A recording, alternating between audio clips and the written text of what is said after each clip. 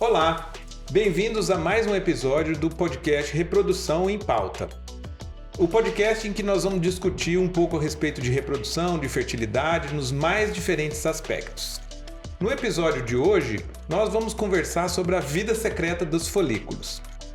Eu sou Gustavo Maciel, sou professor da Faculdade de Medicina da Universidade de São Paulo e diretor científico da Originária em Medicina Reprodutiva. E para dividir esse podcast comigo, eu tenho o prazer de convidar a doutora Giovanna Mafazioli, que ela é médica ginecologista, especialista em reprodução assistida, e também a doutora Luciana Della Mutta, também ginecologista, membro da equipe de ginecologia da Originária, que vão discutir comigo a respeito desse tema de hoje. Mas antes da gente começar, a gente precisa saber exatamente o que é o folículo. O folículo, ele é uma estrutura que fica dentro do ovário e, em última instância, é o que a gente chama de unidade funcional. O nome é meio estranho, mas em última instância é aquele pedacinho, aquela partezinha do ovário que faz as duas principais funções do ovário. Primeiramente, ele é responsável por produzir os hormônios que a mulher precisa para levar sua vida normalmente e também para se reproduzir. E a segunda coisa, os folículos, eles contêm o óvulo, que é a célula germinativa, ou seja, é a semente masculina, a semente feminina, e o óvulo, que ele é a célula reprodutiva da mulher. Então, nesse sentido, a gente falar um pouquinho a respeito dos folículos, como eles funcionam, quais são os problemas eventuais que acontecem com eles, a gente acredita que é uma coisa bem legal para a gente compartilhar e principalmente a gente conversar a respeito desses assuntos. Um dos pontos que a gente tem sempre muita dúvida é exatamente qual a diferença entre óvulo e folículo. Em última instância, eu uso sempre uma analogia, que é uma analogia bem interessante, é a respeito do ovo, por exemplo. O folículo, ele é uma estrutura em que ele contém o óvulo. E, além do mais, ele tem também essa possibilidade de produção hormonal. Então, se a gente fosse comparar um folículo com um óvulo, um folículo com um ovo, o folículo seria um ovo completo. Então, ele teria aquela parte de fora, que é a casca, e a casca seria o que a gente chama de células da granulosa, as células que produzem os hormônios. E lá dentro dessa estrutura, você tem uma segunda estrutura, que seria a gema, no caso é o óvulo. Então, quando a gente fala em folículo, de um modo geral, a gente está se referindo a essa estrutura. Então, muitas e muitas vezes aqui nesse podcast, a gente vai trocar um pouco, a gente vai intercambiar essas palavras. Ora, a gente vai falar folículo, ora, a gente vai falar óvulo, e as duas significam mais ou menos a mesma coisa. Então, na primeira parte do nosso podcast, a gente vai comentar um pouco a respeito de problemas com a quantidade nesses folículos, o que a gente chama de baixa reserva, o que é reserva ovariana, e a doutora Luciana vai comentar um pouco para a gente o que é exatamente isso. Perfeito, muito obrigada. Bom, quando a gente fala em reserva ovariana, a gente se refere nada mais que a quantidade de folículos que estão disponíveis no ovário daquela mulher para ir ovulando ao longo dos anos. Uma coisa interessante, eu acho que uma diferença importante, né, em relação à capacidade reprodutiva feminina comparada com a masculina, que nos homens acontece a produção contínua, né, de espermatozoides, a partir do momento que entra na puberdade, e nós mulheres já nascemos com a quantidade de folículos definida, e essa reserva, então, essa quantidade de folículos que vai estar disponível para ovular todo mês, vai sendo gasta a cada mês que passa com as menstruações. Então, quando a gente fala em reserva ovariana, a gente está falando dessa quantidade que está disponível aí para ovular mês a mês. E a reserva ovariana, ela vai refletir, então, a capacidade reprodutiva daquela mulher. E aí, quando nós falamos, então, baixa reserva, reserva normal, alta reserva ovariana, a gente se refere à avaliação na quantidade desses folículos que nós temos disponíveis. E a avaliação da reserva ovariana, pelos métodos disponíveis, nós vamos fazer uma avaliação indireta, né, da reserva ovariana, porque se você for realmente querer avaliar toda a reserva daquela mulher, você teria que tirar os ovários e olhar no microscópio, que não vai ser viável no caso das nossas pacientes, né, que querem aí, pretendem ter filhos, enfim.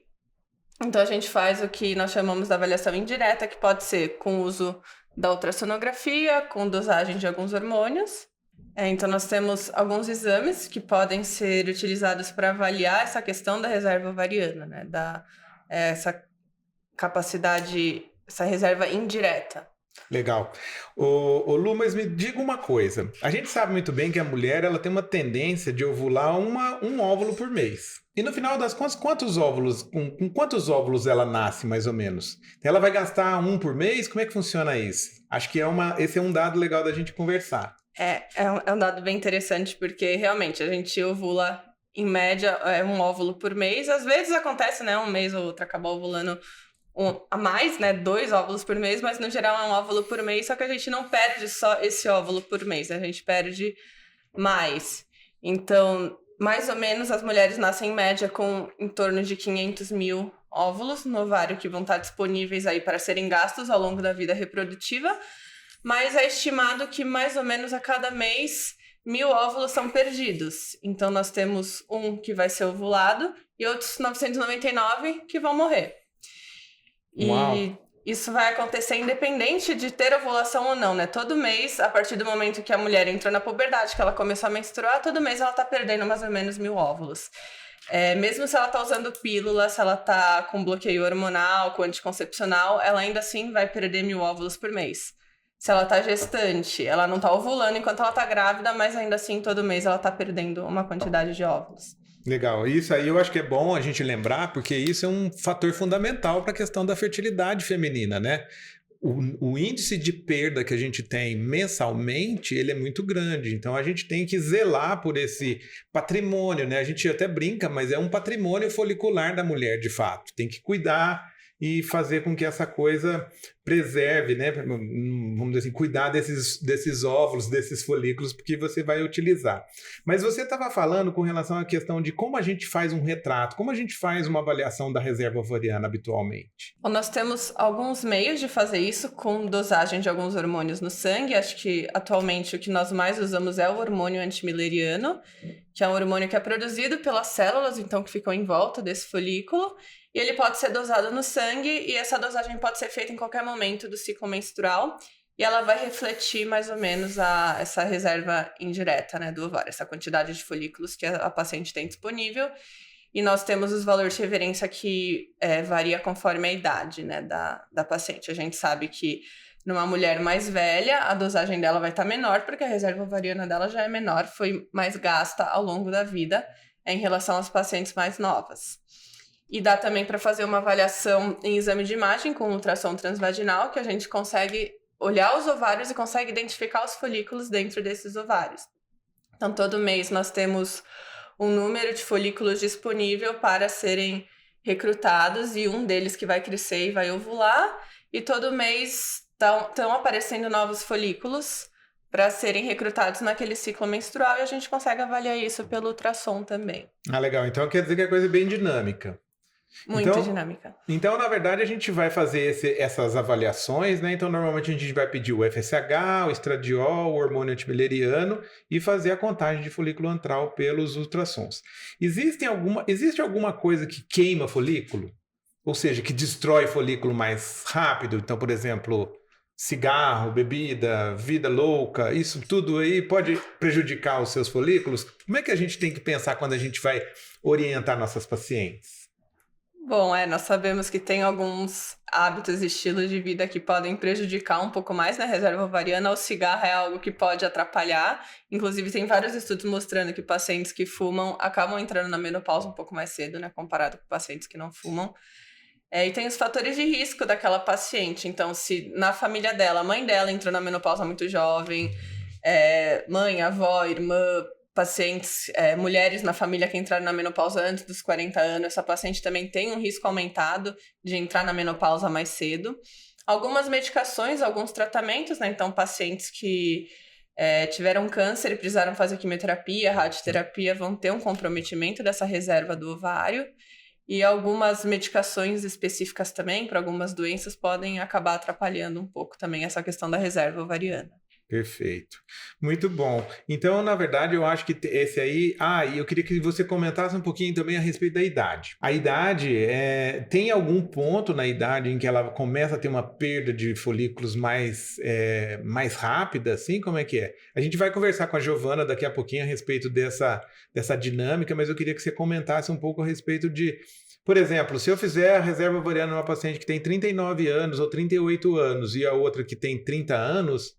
Existe muita diferença? O que eu posso esperar? Ou é uma coisa individual de cada pessoa, cada um tem o seu? Não, é esperado que a reserva vai diminuindo com o passar da idade e a partir dos 35 anos a gente tem uma queda um pouco mais acentuada nessa reserva, né? Uma velocidade um pouco mais rápida de diminuição dessa reserva. Então é esperado com certeza que uma paciente com 40 anos vai ter uma reserva ovariana menor do que uma paciente com 33 anos. É lógico que a gente sempre tem exceções, né? Tem paciente com 33 anos que tem uma baixa reserva e uma paciente com 38 que tem uma reserva melhor, mas aí são casos individuais, né? Mas via de regra, com o passar do tempo, vai diminuindo. Então, aquela paciente com 33 anos com certeza vai ter mais óvulos do que ela mesma vai ter com 38 anos. Legal. Então, eu só queria fazer uma pergunta para a Luciana. Então, se eu tenho, por exemplo, 32 anos e eu quero saber a minha reserva porque eu estou planejando ali se eu vou adiar minha gestação ou se eu vou engravidar agora. Eu dosar meu antimileriano agora, isso me garante de que eu vou conseguir mais tarde engravidar com segurança? Nossa, essa é uma pergunta muito boa, porque realmente é uma dúvida, né, importante, assim, e frequente das pacientes. A gente sabe que não tem um momento específico para você avaliar a sua reserva ovariana, mas lógico que pensando em questões de planejamento reprodutivo, cada vez mais a gente vê as pacientes olhando para isso. Mas a gente tem que lembrar uma coisa, que reserva ovariana, então antimileriano, contagem dos folículos antrais, não vai dar o diagnóstico de fertilidade ou infertilidade naquela paciente. Então, mesmo se a paciente fez uma contagem de folículos, ela está com uma reserva mais baixa do que o esperado para a idade dela, isso não quer dizer que ela não vai conseguir engravidar, vai ter infertilidade no futuro, ou vai precisar aí dos tratamentos de reprodução assistida, né? A gente já viu paciente que foi fazer uma avaliação na reserva, a reserva ovariana estava baixa, mas era uma paciente que já estava casada, pensando em engravidar mesmo, resolveu tentar e no mês seguinte apareceu grávida. A reserva não vai predizer a capacidade dela de conseguir engravidar ou não. Legal. Então, isso é uma coisa que vale a pena a gente ressaltar, porque, na verdade, a reserva é um retrato da fertilidade naquele momento, né? Na verdade, é um retrato meio borrado, né? Porque como os métodos não são tão precisos, como você disse, a gente vai ter uma ideia. E não quer dizer que ela pode planejar lá para frente. Falar, meu AMH é ótimo, minha contagem é ótima, eu vou deixar para engravidar daqui 8 anos sem problema. Não é assim que funciona, né? Legal.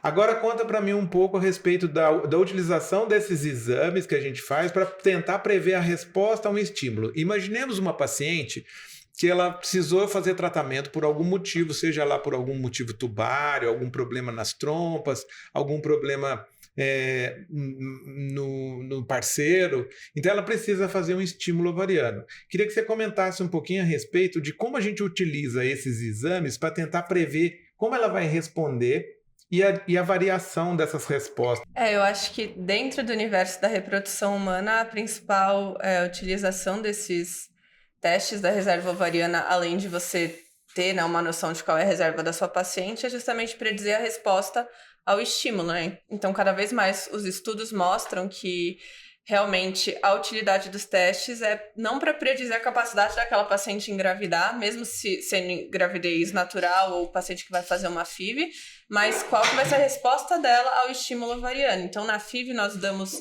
várias medicações para fazer com que vários desses folículos cresçam ao mesmo tempo, para a gente aspirar e conseguir um número maior de óvulos no final, em vez do óvulo único que vai ser ovulado, né, a cada menstruação. Então, com essas medicações, a gente consegue um número maior e esses testes da reserva ovariana vão conseguir predizer mais ou menos a resposta da mulher a esse estímulo com as medicações. Então, a resposta do ovário ao estímulo. Então, nós temos uma paciente que tem uma baixa reserva, mas ela pode ainda assim ter uma boa resposta. Então, ela não tem tantos folículos disponíveis para crescerem naquele ciclo, mas ela responde bem às medicações e a grande maioria deles consegue crescer. Que acho que é uma diferença, né, que a gente tem também de baixa reserva e baixa resposta, que são coisas diferentes. E uma pergunta, por exemplo, essas pacientes que vão fazer um ciclo de fertilização humana, a ideia do tratamento é a gente estimular esses folículos, então em vez de ela ovular um folículo, a ideia é eu conseguir recrutar o máximo de folículos possível. Esses tratamentos, eles vão diminuir a reserva ovariana futura dessa paciente, uma vez que eu tenho mais folículos ovulando num único ciclo, digamos assim? Essa é uma pergunta ótima também, né, que elas sempre fazem. Boa, boa. Essa foi uma pergunta Quer que sempre responder, sai no Lu? Pode consultório. responder. Responde que é legal. E na verdade não, né? A gente sabe que o tratamento não vai comprometer a reserva ovariana daquela paciente, senão nem faria sentido, né? Uma paciente te procura porque ela tem baixa reserva, ela precisa do tratamento, você compromete ainda mais a reserva dela Você só com esse piora a tratamento. coisa, né? Mas não é assim. A gente volta naquela história, né? Dos 1.000 folículos que vão morrer todo mês, que vão perder todo mês, então um ovulo, outros 999 perdem, então na verdade com a estimulação você só otimiza esse recrutamento, né? Em vez de 999 morrerem, vai ser menos, 980, enfim, dependendo do número de óvulos que ela for ter. A gente já tá recuperando eles da morte. Exatamente, a gente tá resgatando ele, né? Eles já estavam mais ou menos... Outra coisa que elas perguntam também, quando a gente fala, quer dizer, mas eu vou resgatar um que ele eventualmente iria morrer, então quer dizer que ele é de pior qualidade? Não, ele não é de pior qualidade, ele é excelente também, só que a natureza fez desse jeito de morrer numa taxa muito grande, porque é um processo seletivo, né? Um processo que... Então, nesse sentido, a gente utiliza essa técnica que ela falou, a gente dá uma dose maior de hormônio para a pessoa para resgatar esses folículos que iriam morrer. Então, aí a gente pode aproveitar. Excelente pergunta. Então, a partir dessa coisa que a gente discutiu, do número finito de folículos, de como eles são perdidos, de como eles são recuperados, e acima de tudo, como eles são avaliados, era exatamente a respeito disso que eu queria fazer o nosso podcast, a vida secreta dos folículos. Agora eu queria chamar um pouco a Giovana para a gente conversar um pouquinho sobre como planejar a partir dessa realidade, né? Então, a gente sabe que a mulher tem esse padrão, que ela tenha o ovário que tem essas características. O que a gente poderia fazer para uma pessoa que ela tem um desejo de ter filhos algum dia? Então, obrigada, Gustavo. Então, como a Luciana falou, então existe com o passar do tempo uma queda tanto do número de folículos, mas não só do número de folículos, mas também da qualidade desses folículos, desses óvulos, na verdade, e isso vai diminuindo a nossa chance de obter uma gravidez. Então, se um casal quer engravidar, biologicamente falando, se a gente fosse usar todas as condições ideais, né, de pressão e temperatura, o tempo ideal de se atingir uma gestação e de se engravidar é entre os 18 e 30 anos de idade. Mas a gente sabe, né, hoje em dia, que ninguém não, mas digamos assim, muitas poucas pessoas estão engravidando antes dos 30 anos de idade. Então, desde lá da década de 60, quando começou então surgia a pílula contraceptiva, então as mulheres passaram a se inserir mais no mercado de trabalho, a buscar outras ambições que não só a gestação e a maternidade, como questões de trabalho e questões socioeconômicas também. Essa maternidade ela foi sendo adiada e os métodos contraceptivos nos proporcionaram isso, né? Então, só para ter uma ideia, o contraceptivo surgiu lá pela década de 60, na década de 70 nos Estados Unidos, a gestação depois dos 30 anos passou de 8% para 40% das mulheres. Né? E isso acabou trazendo um grande gap reprodutivo que a gente fala, ou seja, o desejo de quantas, né, crianças aquela família deseja ter para quantas crianças elas têm de fato. Né? Então, alguns estudos que foram feitos principalmente na Noruega mostraram que a grande maioria, cerca de 40% dos casais de pessoas entre 18 e 24 anos desejariam idealmente ter 2 filhos. Pelo menos nessa faixa etária é o que eles colocam para o futuro. Né? Então, esse gap reprodutivo, ou seja, a quantidade de filhos que eu quero ter para a quantidade de filhos que eu realmente tenho, aumentou em 35% nesses países.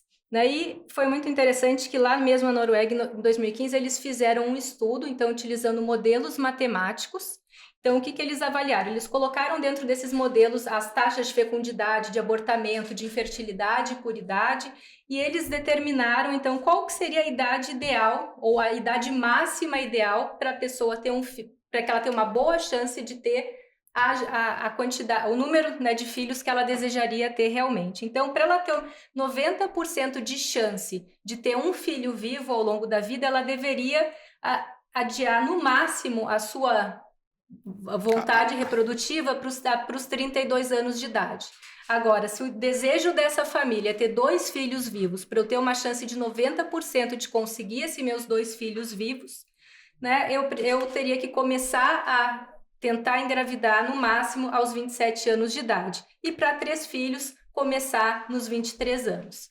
Então, se eu adio essa possibilidade, por exemplo, para os 41 anos, a chance de eu ter um filho vivo se eu começar aos 41 anos, espontaneamente, é 50%.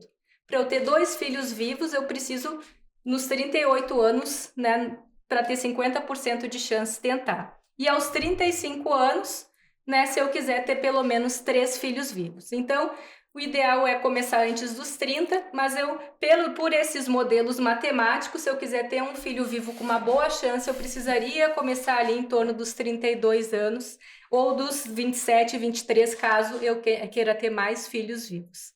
Muito bom. Agora, eu acho que vale a pena a gente ressaltar um pouco esse conceito aí do filho vivo, né? Então, uma coisa é engravidar, a outra coisa é passar por toda a gravidez, a terceira coisa é ter um bebê em casa, né? Então, a gente que trabalha com reprodução, esses conceitos, eles mudam bastante, né? Porque uma coisa, fala, que bom, consegui engravidar. Ah, mas perdeu. Ou então, consegui engravidar, mas o beta-HCG não subiu adequadamente. Então, quando a gente fala filho vivo, a gente quer dizer que é o quê? É um bebê em casa, né? Ele passou por todo esse processo. E esses dados são legais, mas, obviamente, assim, a estatística muda quando se trata de uma pessoa só, né? A realidade não é matemática. A realidade não é matemática, embora seja, né? Legal. Ô, Giovana, mas me diga uma coisa, com relação a essa questão. Se uma pessoa tem... A gente sabe hoje em dia que a mulher ela é cheia de... Assim, tem maior inserção no mercado do trabalho, ela tem mais espaço, felizmente, né? Tem mais espaço na nossa sociedade, ela está envolvida com uma série de coisas e ela também tem que planejar. Como é que é feito isso? O que você sugere? Depois a Lu também comenta. Além dessa questão da mulher estar inserida no mercado de trabalho, tá difícil achar um parceiro ideal para ter um filho.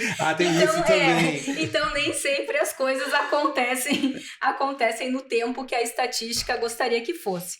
Mas a gente, né, hoje em dia, principalmente a partir de 2005, por aí, quando as técnicas de congelamento de óvulo começaram a ficar melhores, né, e a sociedade americana, até a partir de 2012, colocou que essas técnicas não são mais consideradas experimentais, então elas são um tratamento, né, que a gente pode utilizar. Isso facilitou um pouco, né? Então, porque assim, a gente viu que quanto mais velho se fica, tanto a qualidade quanto a quantidade dos óvulos da mulher reduz. Então, se eu tiver, por exemplo, uma mulher de 32 anos que está lá começando a sua carreira, não quer engravidar, não tem o parceiro ideal, não tem nada, e ela, por acaso, resolve congelar os óvulos com 32 anos. E daí, quando chegar lá pelos 39, que ela está numa outra fase da vida, achou, né, com quem que ela quer ter uma gestação, com 39 anos, se ela não consegue engravidar espontaneamente, ela pode utilizar esses óvulos que ela deixou congelado com 32 anos. E eles vão ter a idade... Eles vão ter a idade de 32 e a qualidade de 32. Então, o sucesso da fertilização nos 39 anos vai ser maior se a gente pegar os óvulos dessa mulher quando ela foi mais jovem. Ô, Luciana, conta uma coisa para mim. Você falou bem essa questão de o tempo vai passando e aí o ovário vai perdendo o número de folículos, ele vai envelhecendo. Os que ficaram lá também, eles vão sofrendo uma série de agressões do meio ambiente, né? Então, assim, o ovário ele envelhece de um determinado tipo. O útero passa pelo mesmo processo? Ou o útero, por exemplo, um útero de uma mulher de 39 anos é igual ao útero de uma mulher de 23? No geral, o útero acaba não sendo um problema pra gente, né? A questão principal são os ovários mesmo e a qualidade desses óvulos. A gente sabe que transferindo um embrião para o útero de uma paciente com 32 anos ou uma paciente com 40 anos, as duas têm uma chance muito parecida de gestação. Lógico, levando em conta que esse útero não tem nada de alteração estrutural, né? Porque a gente tem, às vezes, miomas que, dependendo da posição, podem atrapalhar a implantação do embrião, alguma malformação septo uterino, enfim, endometriose, né? Que tá lá na camada muscular do útero. Então, sendo um útero também, né? Um útero que não tem nenhuma dessas alterações que, sabidamente, podem prejudicar de alguma forma, né, uma gestação, uma implantação de embrião, a gente sabe que o útero não costuma ser realmente um problema. A questão principal é a idade do óvulo. É um problema a menos, né? Ainda bem, né? A idade principal é a idade do óvulo, mas também, claro, que a gente não pode esquecer que, apesar de o útero não interferir tanto nessa questão da fertilidade, uma mulher que engravida depois dos 40, ela vai ter um risco gestacional de uma mulher de 40 anos. Então, em termos de aumento de taxa de chance de ter diabetes gestacional, de ter pré-eclâmpsia ou de algum parto prematuro, vai ser maior por conta da idade da mulher. Mas a chance de gravidez, ela tendo um óvulo jovem e um útero relativamente saudável, vai se conservar. Eu acho só que é importante falar também dessa questão que você comentou. Realmente, pacientes às vezes congelam com 33 anos o óvulo, chega com 38 anos, tenta engravidar, não consegue, pode usar aqueles óvulos.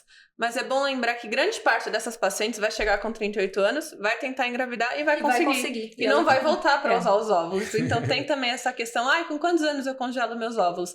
A gente sabe que quanto mais jovem, menor a chance dela usar no futuro esse óvulo. Então realmente a gente tem que levar tudo isso em consideração, né? Então quando a gente fala em qualidade do óvulo, bem colocado, daí eu só vou puxar um gancho para eu continuar falando o que a Luciana estava falando, mas quando a gente fala em qualidade do óvulo, o que a gente está dizendo? A gente está dizendo que a chance desse óvulo não ser saudável, ou seja, ele ter algum problema genético, né, ou algum problema que inviabilize uma gestação, quanto mais velha é a mulher, maior vai ser a chance. Então, só para a gente falar em números, por exemplo, a gente tem um declínio linear do número de nascidos vivos, mesmo em ciclo de fertilização, conforme esses óvulos vão envelhecendo. Uma mulher antes dos 35 anos de idade, ela tem em torno de 40%, né, 40%, 50% de ter um filho vivo de um ciclo de fertilização in vitro, mas esse número ele cai para 11% se essa mulher começar a estimular os seus óvulos lá com 41 anos de idade. Isso está muito relacionado com a qualidade desse óvulo e com o tipo de embrião que ele vai formar. Então, uma mulher que tem 35 anos de idade, de cada 2 embriões que ela forma, um embrião vai ter um problema genético e, portanto, não vai ser possível de ser concebido. Com 39 anos, a cada 3 embriões, um embrião vai ser saudável. E com 42 anos, eu preciso de pelo menos 4 embriões para eu ter um embrião saudável. Então, quando a gente fala em qualidade, a gente está falando, então, na chance de eu ter um embrião geneticamente compatível com a vida também. Legal. Então isso é uma coisa também importante da gente lembrar, que a idade ela influencia não só na questão dos óvulos, no número dos óvulos, mas ele também na qualidade, né? Na qualidade desse embrião. Bom, pessoal, então nós chegamos ao fim desse podcast, que é a vida secreta dos folículos, e a gente discutiu vários assuntos legais, vários assuntos interessantes, e um segredo eu vou contar para vocês, nós vamos ter a parte 2 da vida secreta dos folículos, em que a gente vai falar mais coisas a respeito dessa estrutura mágica que é o folículo, né? Então a gente espera vê-los lá e não deixe de seguir o nosso podcast. Gostaria de agradecer a doutora Giovana, agradecer a doutora Luciana, eu achei que foi super legal, foi super produtivo esse papo. Espero revê-los em breve. Muito obrigada, doutor Gustavo, doutora Luciana, pelo convite. Acho que foi muito produtivo. Nos vemos no próximo. Obrigada, doutor Gustavo. Obrigada, doutora Giovana. Foi ótimo. A gente se vê na próxima.